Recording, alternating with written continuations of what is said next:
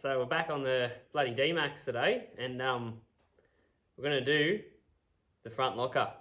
So we've got the bloody Harrop locker. That bastard. I've already put it in, so this is right at the end. But yeah, she's all in, she all works, and this is how I did it. Just a couple things to note. In the video, I'll talk about preload with the bearings. So a lot of videos that I found with this locker that I could find is they talk about preload with the bearings. With your front locker in this Dmax, your preload is set by the bloody shims, right? So the shims inside the carrier bearing, which also does your backlash, right? So that's just one thing to note if you're worried about that. And yeah, I think that was pretty much it. I'm going to post up all the torque specs at the end of the video. So, you know, skip through this. I don't give a shit, or just have a gaze. But yeah, it's pretty hard to install. You know, unless you got a bearing press, you know, it's going to be hard. But just well worth it. Well worth giving it a crack. And works like a treat. So yeah, let's get into it. Alright guys, so here we are, we're on the Dmax. Finally, we're going to do the front E-locker, the Harrop Eaton E-locker. Keen as to get this done, then we'll be a super tough rig, hopefully. Pretty tough already. So, first thing we're going to do, just have a good look around, everything needs to come off. I sort of know what needs to come off, and we'll go through it step by step anyway. First thing's the bash plates. Let's get them. Sweet. Bash plates are off. Now I'm going to jack the car up. We're going to get it on some axle stands and get these wheels off and get these CVs out. Alright, so it's fucking dark, of course, when we're working on the car. Both the fronts are off. Axle stands underneath there. Got the tyre there for a bit of extra safety in case those axle stands come out. And now we're going to take our CVs out. Both of them. So what we've got to start with, we're going to pop our hubcap off. The crown nut behind there, we'll go through it all. That's got to come off, and that's what holds your hub on your CV. Brake calipers got to come off. Tie rod's got to come off. This has to come off to get your hub assembly out too. And then there's bolts on the back of your, this is your CV. You should fucking know what it is if you're fucking doing this shit. Your CV, there's bolts on the back, on the plate, and then there's bolts up there, and that's also what supports your diff as well. So you have to be careful when you take that out, otherwise fucking diff oil will go everywhere, and it's happened to me. So, yeah. So, let's get it. So, wow, look at that. You know, we've done a full trip around Australia. I haven't had to touch this CV yet. I've done the other side. But these hubcaps for no rubber seal or anything like that. I've done fucking enough salt water, you can probably see. And look inside that CV, I've done fucking many bog holes, all the goodies, so that's not too bad. Fuck all shit in there. That's amazing. You can still see the factory points of the paint marks where everything is, so nothing's moved either, which is awesome. It shouldn't. So go the Dmax. So, also, it's a 36mm for this one. Beauty. So, little update. First, took that crown nut off. Then what you want to do is take your ABS sensor off, which sits in there. Take that bracket off. I just always put the fucking bolts back in because I'm fucking menace for losing them. Take that off, and you want to take your brake line bracket off, and then after all that, then you want to take your caliper off, and I've just tied it up there to that mount, cable tie, so nothing's getting yanked on. Happy days. Alright, awesome. So we're getting some progress. Tie rod is out. I had to jack the shit out of the hub, as you do. Get it nice and compressed, and then beat the fuck out of it. Hit it really fucking hard. Don't give it a few fucking love taps. Fucking, you really need to. I fucking was hitting it with this, and I needed to give it some proper what for with this. You know, still with one hand, but yeah, I fucking hit him pretty hard, so happy days. Alright, so we just took the bolts out of the back of that. Now, I'm going to take that bolt off for that tie rod. Then we can disconnect. I just prefer to do those 4 bolts. Make it easy on myself. And then we'll slide down. Just watch your hub sliding off. Alright, so I've just lit our hub off just before we did that tie rod. It's pretty easy to do. I just had to, she was a bit bloody stuck on there, eh? So I just had to put those bolts back in the back and just get a little knocking pin. My light's running out. And just give them a little couple taps.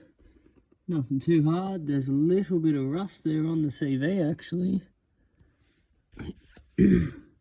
Oh no, that's not rust. That's just a bit of grease. So happy days. That's done. We can take that tie rod out now. And the bottom one too. And then our hub assembly will come off. And then we can drain our oil from our diff. And then pull the CV out. Alright, so it's the next morning. We've done both sides. Our CVs are just sitting there now. And before we take them out, we've got to drain our diff. But first I just thought I remember, just mark your tail shaft so it goes back in the right way. Just like that. And we'll take that off in a minute, but we're going to drain this diff. So just there's our plug, and we're just going to drain him down. So when we pull the CVs out, no shit comes out. So we're all drained now. Hell yeah, that's the way. And we're just going to pull the CV out pretty easy. So that one in there holds the diff up. You don't take it all the way out, just loosen it a bit. And then what you can do, you'll be able to get to that bolt that busted up there and undo 2 on top, 2 on the bottom. That's it. And then you'll be able to pull your CV out. So when you do your second one, you're going to have to jack the other side up so your diff pretty well doesn't fall out because there's not much holding it. So yep, just be wary of that. So instead of jacking the diff up both sides, what we're going to do is just pull our diff mount bracket off to hold the diff up. Nice and easy. So there's just a circlip there, the bearing, and then your seal. And you really should do that anyway, because see all the gasket goo and stuff in there. We'll have to clean all that up anyway, so it's got to come off. Happy days.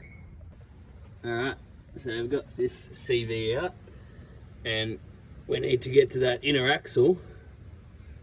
But first, let's get this tail shaft off. It might be easier, and I think this might be what ends up happening, is I rip the whole diff out and just do it on the ground. And then, yeah, I think that's gonna be way easier, which is pretty easy. So next thing we're gonna do is we're gonna get our tail shaft out under there, and we'll show you how to do that. Alright, so taking the tail shaft out. If you're gonna do this and you're watching this video, do it before you take all the axles out. It's not really that much more difficult. You just need 2 spanners the same size and squeeze them together, because one obviously wants to loosen, one will tighten, but that shaft is obviously spinning freely. So just like that, and you'll get them off. Alright, our tail shaft is out. How good's that? So what we're going to do is, there's a little plug there for the front final drive on the side of that diff there. So you're going to need to unplug that. Just make sure nothing else is touching it. I've got another cable running under, which you probably won't have. And I'm going to need to move that out of the way. And you want to make sure nothing is going to be in the way, pulling on your diff, anything like that.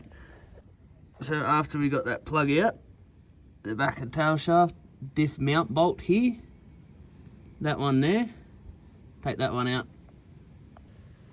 So I thought I'd just film it anyway. There's these two sensors on the top of the final drive there. So just got to rip them out. They're just vacuum lines. So all's good. Alright, so we got our diff here. We've got a couple jacks underneath. If you've got two people, fuck man, you could probably just chest press the cunt out, you know. That's what I was thinking about doing, but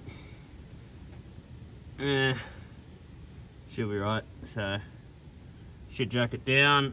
I've left one mold in there. So that's all out. It's ready to come out, and you can see the way it will roll. Well, it won't roll, but it'll sort of slide its way out. Nice and easy. Let's take this one off and let's get her out. Alright, front diff's out. That worked pretty well. Nice and slow. So happy days. So now we've got to take this inner axle out so we can actually pull our diff center out. So 1, 2, 3, 4 bolts there. I'm going to slide this off and be able to get to our inner axle. Alright, here's our front final drive, disassembled. And what we're going to do is there's a snap ring in there. We're going to have to get that one out.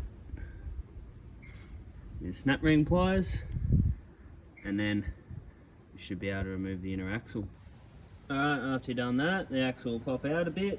Now we're going to take our disc center out, and we'll see if it's gone out far enough that we can actually pull the center out now.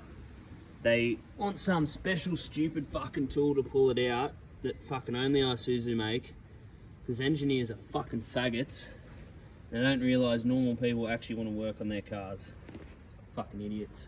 Alright, so we're on the press here now. You don't have to fucking use a press, but I actually have access to one for once in my life, so hell yeah, I'm going to press the goddamn shit out of this bastard. Fucking oath. So we'll just press the dog, it should be all good. Alright, so we're all pressed on. We've taken that ring gear off. We've pressed our bearings off. Happy days. Now we've just slid our ring gear up here, which is the first thing we do, and I've just put 2 bolts in just to lock it on nicely. And then we got our Loctite here, and we're going for 108 Newton meters on each one on the ring gear. Beautiful. Alright, so now we've got the ring gear on, all tightened up to 108 Newton meters. Now we're going to assemble the actual locker. Alright, so now we've got our pins to go in first. So there's a chamfer on the pin. So that will sit in the track, there, just like that. So go 1, 2, and 3. So they're uneven. So you look at your ramp plate, you can see where it's uneven.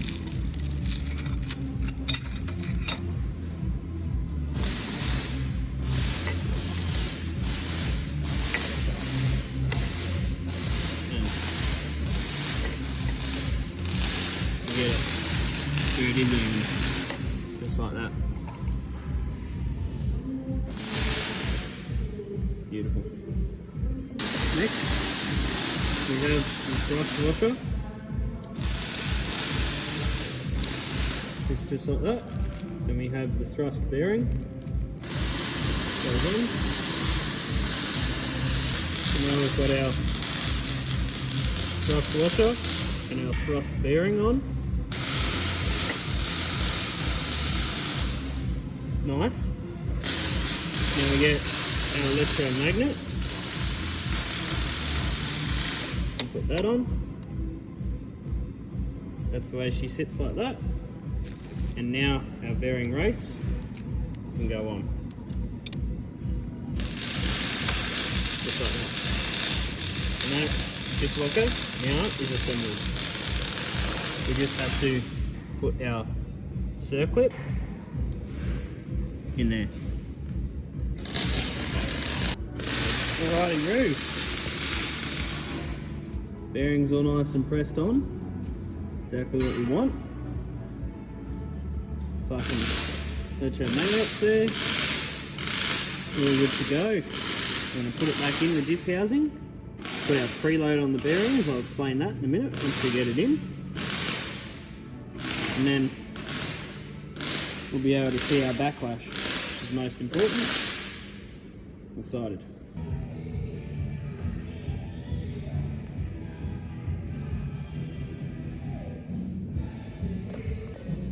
Alright, so our preload is just tightening them a little bit. It's meant to be fucking 200 to 400 grams better than without the ring gear, but fucking I can't not put the ring, like, yeah, I'm not going to do that. It's really more so if the backlash is fine, because that's what it sets.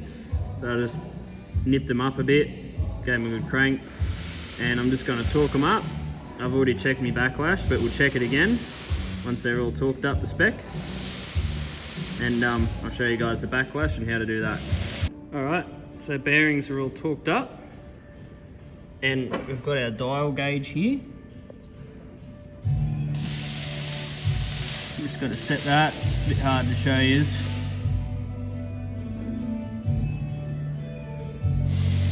Set that to 0 there. So bang on the money right there.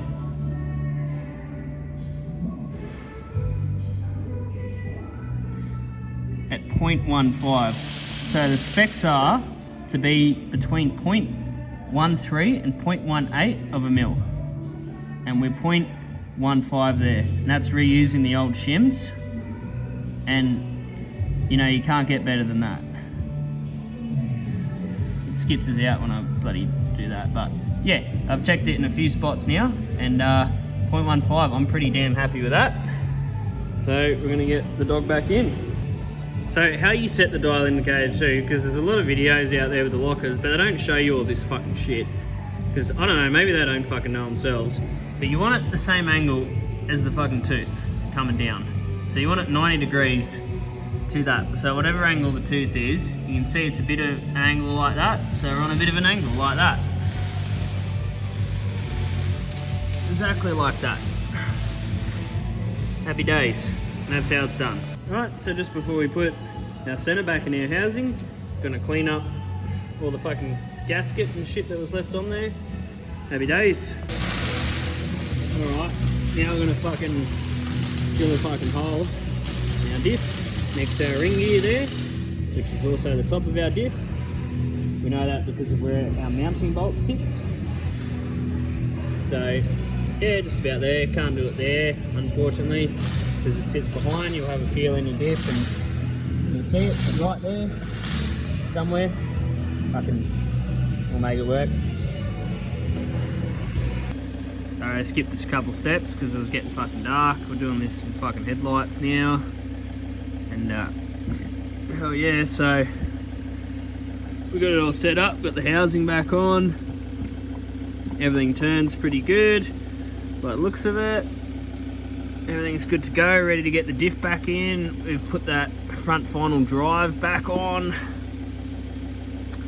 So hell yeah, that's it. Just a bit of gasket goo in between each gasket, things like that, and you know, all your torque specs I'll put up in the fucking with some notes and shit. And yeah, so we're pretty well good to go. Let's get this diff in. So we're going to jack him back up, get that mounting bolt back in. Oh, already got lights dying. How good. Alright, lower that. So yeah, get that mounting bolt back in, get ready with our plate here to clamp that back up, and hell yeah, we're going to get it in and get it done. Live the dream. Alright, so with the next morning, we got the diff back in last night, as you would have seen. Fucking not too bad. So now we've got our CV ready to go in. You want to put that little shift on the fly clutch plate there on it already, otherwise you won't be able to fucking poke the cunt in there and line it up unless you're a magician. So yeah, we're going to do that. She just needs a bit of gasket goo around that outside, so clean it up. I've already cleaned it up, and a bit of gasket goo around that, and should be good to go. And just, you know, need to ram it in a little bit, make sure that axle seal goes in, and I've just put a little bit of diff oil on it too, on that axle seal, help it slide in nice and easy. So yeah, let's get it. Alright, so that drive shaft's in. 88 Newton meters for those ones, 169 Newton meters for the mounting bracket. Alright, so just before we drop that bracket off and put our CV in, Just gonna make sure we tighten that mounting bolt up there, 167 Newton meters.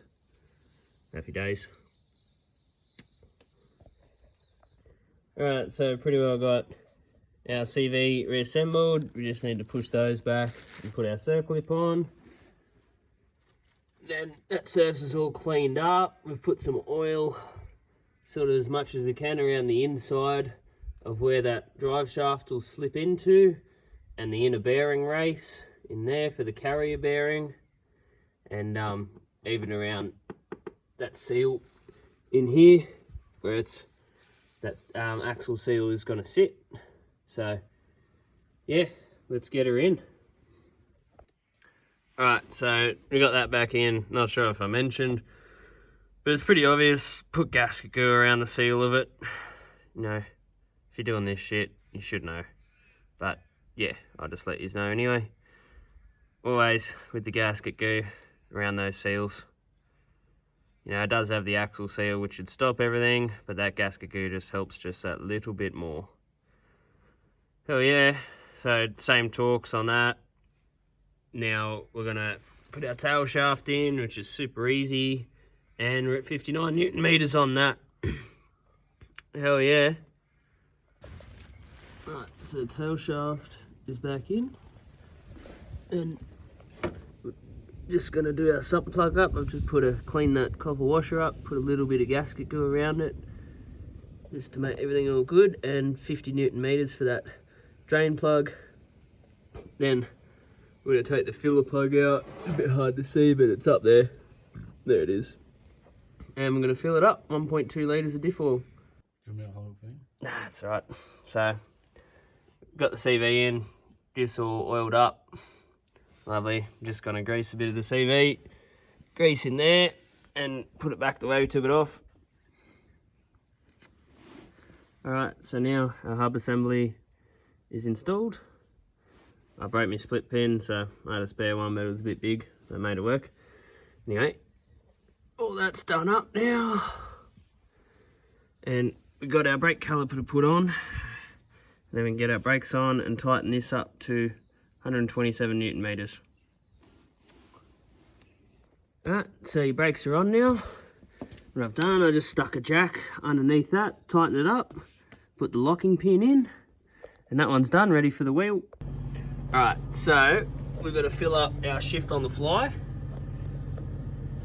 That plug up there.